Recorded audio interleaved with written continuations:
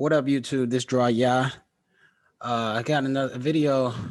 This is a video from Reuters.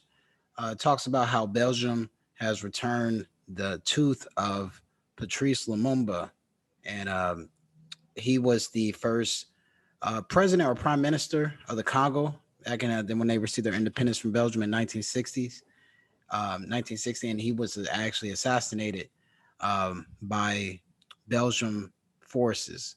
I'm gonna let them talk about it, and I'm gonna give my 2 cents in the video. Belgium returned a tooth, the last known remains of Congolese independence hero Patrice Lumumba, to his family on Monday.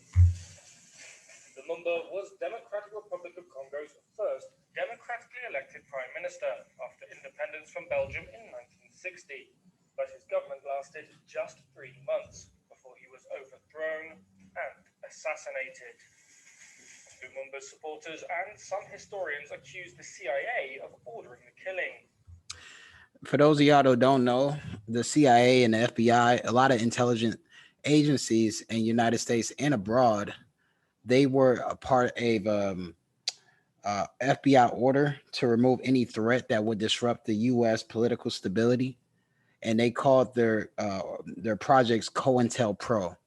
So they infiltrated a lot of different movements that were being developed. A lot of, especially black conscious thought, quote unquote, black conscious thought. Even the KKK, communist parties, things of that such. So a lot of so-called black nationalist groups, they were started to get infiltrated. You know about the civil rights movement that started in the 1950s and 1960s.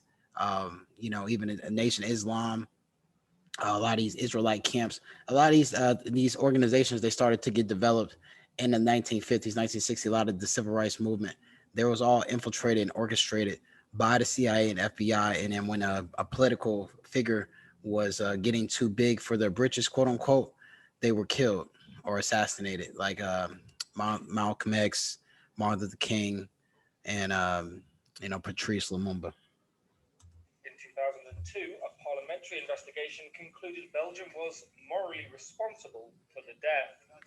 Not only was Belgium morally responsible, they were ultimately responsible because they provided the hit for Lumumba, allegedly.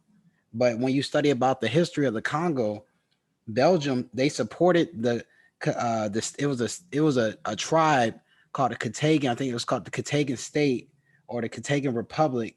They were successionalists, who they wanted to succeed from the Union of the Congo and form their own state. It's very similar to how the Confederacy in the United States, they wanted to secede from the Union back in the American Civil War.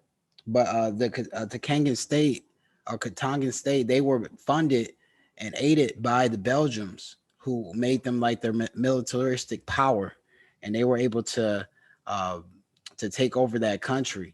And Patrice Lumumba, who was the prime minister, he tried to unify the nation, but he eventually became exiled and was captured by the Katanga people, and they killed him and burned his body alive. And especially, and a lot of his followers, they burned him with acid. And then so it's like when they say Belgium is only morally responsible, that's that sounds disingenuous to me, because I mean, how else did they get the tooth? Speaking at the Egmont Palace in Brussels on Monday, Lumumba's daughter, Juliana, addressed her comments to her father. We have to admit that nothing can express what we are feeling today. We can only wish that wherever you are, you can be proud of your children,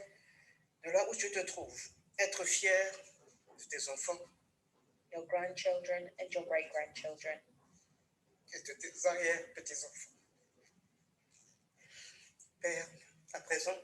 Father, welcome back to the country. Thank you.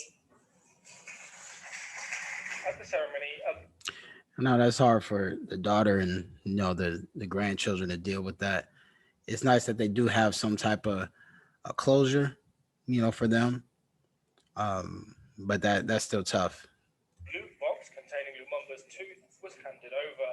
It had been reportedly taken by a Belgian policeman who claimed to have dissolved much of the body in acid and burned the rest. Lumumba had alarmed the West with overtures to Moscow at the height of the Cold War. And so in the Cold War, where Russia, they were the powers of the East, and China was developing that as well. And Russia and America were in a Cold War where they had nuclear capability, and so they had a standstill. They had a really like a power struggle, and it was like really through technology. That's why we go through like trying to see who could go to space first, or Russia went to space first, but America went landed on the moon, allegedly landed on the moon, and they were the first ones to do that. So it was like a lot of power struggles with that. But Russia has always been a threat to the Western powers. Even with today, they're using Russia as leverage, and anyone who sides with Russia is deemed as an enemy or a threat. So when Patrice Lumumba, he decided to team up with Russia to help his people. In the eyes of Belgium, he was seen as primary threat number one. He had to get eliminated.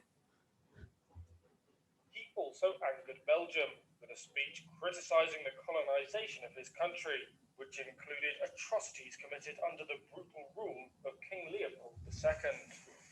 King Leopold II, he was one of the most ruthless men of the modern age. He killed over 10 million people in the Congo. 10 million people. And they rarely talk about that in history. That we talk about all these other atrocities in history, but we never talk about the genocide he basically did in the Congo, killing 10 million people. And he was just ruthless, man. He was a tyrant. He used a lot of the Congo for their natural resources. A lot of Belgium's wealth came from their exploitation and colonization of Africa, particularly in the Congo. So the fact that they just gave him back the tooth to his remaining family in the country, that's just so it just condescending in my opinion. Belgian Prime Minister Alexander De Croo said the tooth had been returned much too late. He described the colonial period as a dark page in Belgium's history, echoing comments made by the country's King Philippe on a visit to Congo earlier in June. Congo's Prime Minister Jean-Michel Samalukonde called Lumumba a valiant fighter for democracy and a national hero. His death and the suppression of his supporters had hurt not only the victims' families, he said, but the country as a whole. Yeah, Patrice Lumumba, he was a very powerful speaker. He was, if you had to describe him, he kind of was like Obama of his day. He really got to unify the people.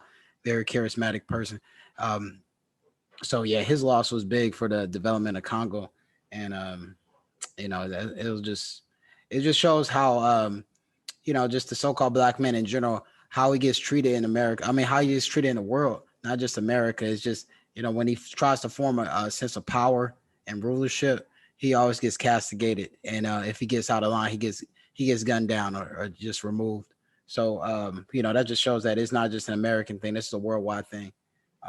So I mean, my opinion, I mean, God bless the family, but a tooth isn't good enough for me. But that's just me.